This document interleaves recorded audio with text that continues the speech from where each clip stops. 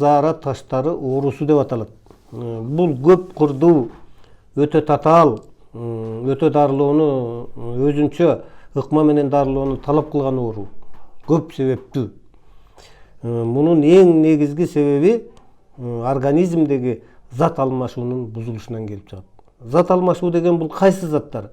Кристалдык заттардын, электролиттик заттардын, жана туздардын сиңирилишинин бузулушунан келип чыгат. Ошол эле баягы жанагы заара кычкыл туздардын сиңирилиши, фосфор кислоталарынын электролиттерин бузулушу, сиңирилишинин бузулушуна, кальций электролиттик эменин бузулушунан келип чыгат. Оксалаттык жана заара кычкыл кислоталардын сиңирилишинин бузулушунан келип чыгат. Мына ошолордун сиңирилиши бузулганда ошого мүнөздүү таштар пайда болот.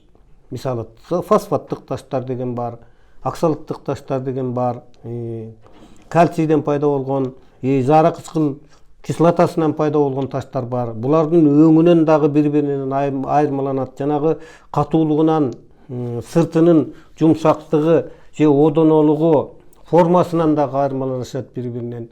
Ошого жараша клиникалык белгилери дагы айрым учурларда айырмаланат.